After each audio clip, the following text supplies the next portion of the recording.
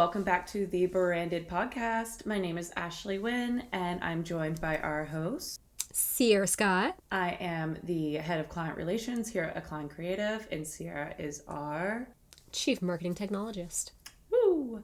And today we're talking about girl power.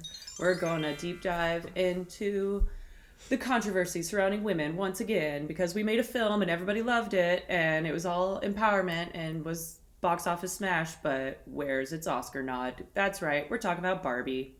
Here we are. I'm a Barbie girl in a Barbie world. Because Barbie was the highest grossing franchise, and it's a full franchise already. Merchandise and all. So it is a Barbie world. You're welcome. So where's my Oscar? Yeah. So let's chat. Yeah. Let's talk about it. Let's talk about how the Oscars has snubbed, and I say it in quotations because we want to know your thoughts on it and where you guys land on whether it was snubbed. Did it deserve to be nominated for more things? Currently it is, I think, in third or fourth place in terms of the amount of nominations that it received. Some major characters were left out. Where am I looking? Only America Ferrera. Only her as a person, like as a character person from the Barbie movie, being nominated for a category, and she's nominated for Best Supporting. Yeah, Best Supporting Actress. So what does that mean for us? What does that mean for Barbie? Ryan Gosling is in Best Supporting for Male, right? Actually, I lied. Yes. So they're the only two. But I mean, from the female perspective, yeah, like she's the only girl from this film that was recognized. Like the female director, and they weren't recognized. So, but it is up for Best Film. So overall. But yeah. So now that we know what we're talking about today, what the problem is, let's kind of discuss why we think this happened. Why do you think that Barbie wasn't nominated for Best Director? Why do you think Greta Gerwig didn't get the nod? Honestly, I don't know. I can't really make rhyme or reason out of it, because the criteria of the Oscars is supposed to be the most groundbreaking cinematic masterpieces out there. And by all standards of anyone she's up against, she did something completely different than was on. There's no one in direct competition with what Barbie accomplished. So to me, it's very shocking that a film that relied heavily on hand-painted sets and not CGI has not been recognized. What do you think? Why do you think it's not recognized for director, at least? So for director, I feel like you had, for me specifically, there were two main people who did a very, very good job in that cast. And I did think that it was Ken. I thought Ken was...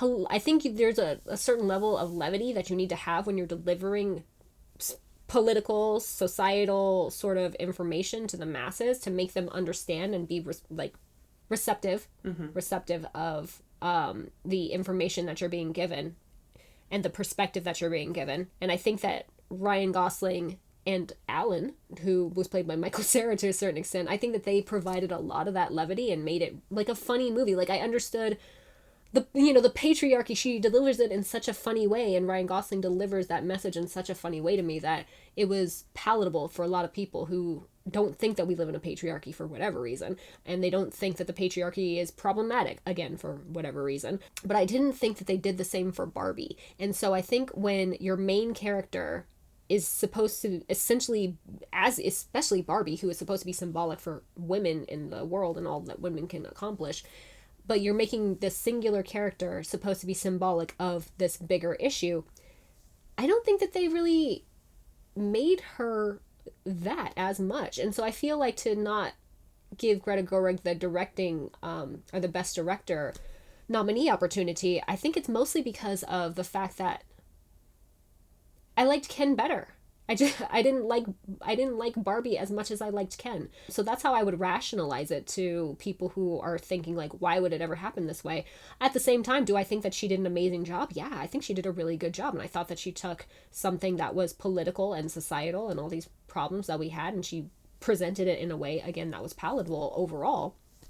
But just looking at it as, like I said, in a directing point of view and your main character, I just thought that your supporting characters carried the movie a little bit more for me than the actual main character. So that would just be my reasoning. That tracks. It really does, because people do talk about Ken and America Ferrera's speech the most from that film. They don't really say like, oh, when Margot Robbie did this thing, it just made me stop in the theater. you don't really hear that. I mean, it's more about just the physicality of her acting, the fact that she just portrayed Barbie so well. And she did go above and beyond to really portray the character. But that is more so on the costume and the wig department and all of that, which I don't think that they're getting recognized either. Because they are actually. Are they? Okay, good. Like, I haven't seen. Yeah, it's also up for costume design and production design. Yeah, which, I mean, that goes into the hand-painted sets and stuff like that. But ultimately, the director is responsible for making sure the whole aesthetic of the film is art-driven and not easily done with technology and things like that. So as a director, she really achieved something that hadn't been done and hadn't been seen in a long time with that. But yeah, the production those are the people actually painting those sets and stuff, and they did a phenomenal job, because like I saw headlines about how they ran out of shades of pink at every store because they had bought so much, and like all the different paints that they tried. I mean, it was definitely a feat that they pulled off. And then yeah, with the clothing and all, like Margot Robbie isn't really responsible for that. They are, and they did a really good job. So yeah, her acting didn't really shine through. The aesthetic she nailed, so there's not really an award for that other than like, yeah, you were a good model. Like, you're right. And I think, there's a bigger issue here of whether or not, because you brought it up earlier with Margot Robbie being mid these days and whatever. And I think we just expect more of when people are attractive. You have to be 1,000 times a better anything. If you're in business, you need to be a 1,000 times better business person. You need to be a 1,000 times better, mail carrier or something.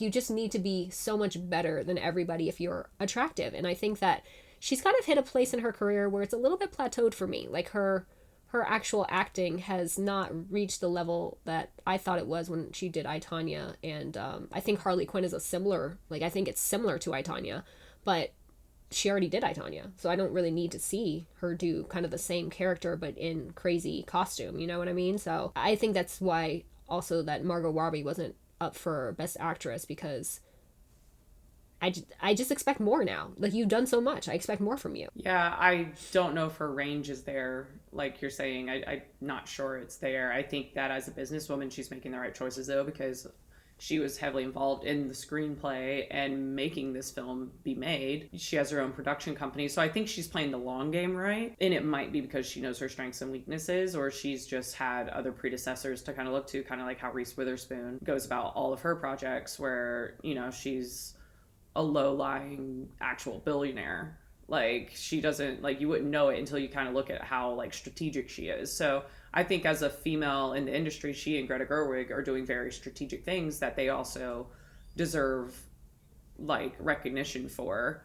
I think ultimately, I think Greta Gerwig is more deserving of the director nod than Margot Robbie as the actress nod. I think that does make sense, but it's still ultimately a pretty big snub, because when you look at the category of all the nominated actresses, like, now there's going to be controversy about the fact that the first time a Native American person is nominated in that category. So now if they don't win, does everyone else have to get up and say, oh, we feel so guilty, we're sorry? Like, you're putting pressure on people in an unfair way, and especially with Ryan Gosling. If he wins, does he have to get up and apologize to Margot Robbie that he won and not her? What are we setting people up for? Like, what's the point in these awards? I don't know anymore. Absolutely valid. And I mean, I will say this, it's award season, so I'm going through and I'm watching all the, like, everything now, but I started Poor Things just yesterday. I started Poor Things, and I will say, when that trailer came out, I saw that and I was like, this is a movie that I'm probably going to enjoy. Like, it looks so weird, and I love weird stuff. So, and having started it, it's absolutely weird, and I am very intrigued to see where it's going to go, because right now it's just weird. There's not really too much of a plot that's been developed so far, but I could see how she could win something for it, because it's really odd, and it's like, it stretches you as an actor to just portray something so odd. Yeah, Lily Gladstone, I did watch The Flowers of the Killer Moon, and it's a long movie. I don't know when I talked about this with you before, but I still feel like I'm still traumatized by how long that movie is. And it's just it never ended. Just kept going. She did a great job because of the thing that she had to portray within that. And if initially I thought, oh, they've just nominated her because they need someone of color up there. Like, you need to put somebody of color in the nominations. Otherwise, it's kind of racist at this point. And I don't want to give any spoilers for those who haven't seen the movie, but she goes through some ish there, and she really has to kind of play that. So I thought that she portrayed that really, really well. Even though I did not really like that movie at all. I will say that also. I didn't like the movie that much. And I love Robert De Niro. Like, it had all the things that I love. Had Robert De Niro, had Leonardo DiCaprio, who I love from times gone by. He was like my first crush. But the movie in and of itself, I did not super enjoy. So I think Lily Gladstone deserves her nom. Yeah, I would hate to see that for something so historical, for the first time a Native American actress has been nominated to be in a film that didn't really stand up enough for her, though. That kind of sucks, because I know exactly what you're saying about Killers of the Flower Moon. Like, it was egregiously too long. Everything about it was just kind of egregious. Like, it's a hard story to tell.